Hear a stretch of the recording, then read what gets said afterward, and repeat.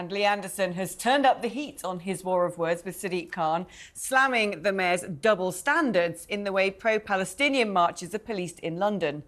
Responding to accusations of anti-Muslim hate over comments he made about Khan over the weekend, Anderson refused to apologise, instead saying if these marches were about something less fashionable, Sadiq Khan would have been the first to call for them to be cancelled. It's double standards for political benefit. Well, Khan has stood by and allowed police to turn a blind eye to the disgusting scenes around Parliament. This comes as the police face criticism for making no arrests as pro-Palestinian protesters blockaded Tower Bridge on Saturday, while Labour's Annalise Dodds had to be escorted from a fundraising meeting after being targeted by activists. Shame on you! Annalise Dodds! You can't hide! You support genocide! Joining us now is the Spectator's political correspondent, James Heale, and we're still joined in the studio by former Labour official Richard Power Said and by the Times chief political correspondent, Aubrey Allegretti. Well, let's go to you first, James. Well, Lee Anderson is not saying sorry. He's admitting that perhaps his words were clumsy. Just to put my two penn'orth worth in, the way I see it is if he really believed that Sadiq Khan was dividing London between his Muslim mates, then I don't think it would be racist to say it. I think the problem for Lee Anderson is, much as I love to criticise Sadiq Khan as much as humanly possible, I see no evidence for him dividing London between his Muslim mates. So I think the problem with what Lee Anderson says, essentially, is it's wrong. So then you have to ask, well, what is the impetus? Why did he say that? What are your thoughts? I think, Kevin, what you say there is actually illustrative of a lot of Conservative MPs right now. There are some who think Rishi Sunak was right to remove the whip, some who think he's wrong, but no one's really saying to me that they think what he said was right. And I think the key thing is, of course, is that if you actually do think Sadiq Khan has handed over the city to his, the Islamist mates, in those sort of words, where's the evidence for that? And I think perhaps the kindest thing to say about Lee Anderson's words is perhaps they were quite clumsy.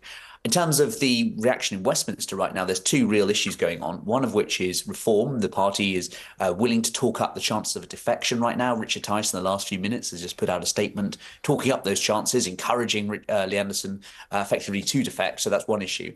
And the second of all is, if he was to apologise, would he then be readmitted to the Conservative Party? Because there seems to be a bit of a divergence right now between those Tory frontbenchers who are saying he was wrong and the Rishi Sunak's right to remove the whip, and then saying he was wrong and he should have apologised. Now, if he does apologise, will he then get readmitted? So this row is going to continue to run and run, not least perhaps, I do think that it's because it's easier to talk about Lee Anderson than some of the more thornier issues around, for instance, 3 female MPs getting bodyguards right now, given the threats and intimidation that other MPs are facing across the country right now.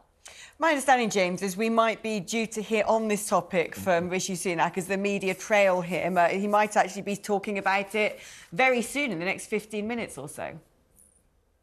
Yes, we can expect something. And I think this morning's lobby session for political journalists is a half an hour dominated by talk about Lee Anderson. So I think the Prime Minister will be expected to say something. And I think we can expect that very shortly. And I think the problem that Rishi Sunak has got is this. You both had Oliver Dowden yesterday on the BBC. Sunak has already issued forth this morning on BBC Radio York. Both of them saying, we don't believe that what Lee Anderson said was Islamophobic or that he is an Islamophobic racist. Why then, Rishi, have you removed the whip from him? You've removed the whip from him because he's not Islamophobic? What on earth is going on? Because under that system, it looks as if Rishi has bowed to this pressure that everyone's talking about.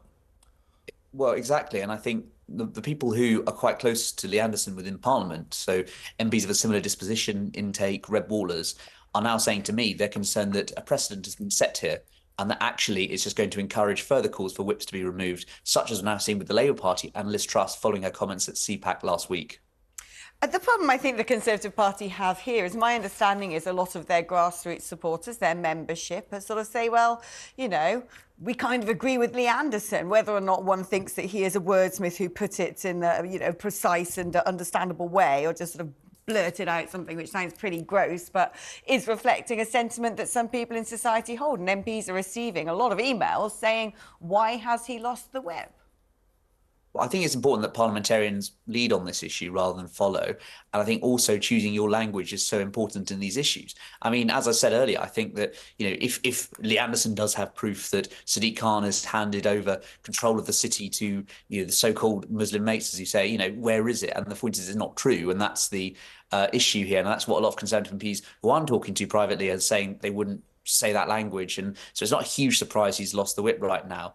I do think that at these times of kind of sensitivity, it's a cliche, but it is important to make sure the language is reflected. I think there are legitimate concerns about, the Islamist threats across the country in terms of terror alerts, etc. And MI5 officials said that publicly. But it's really key that politicians reflect that rather than fabricate or talk in a very clumsy way about these very sensitive issues.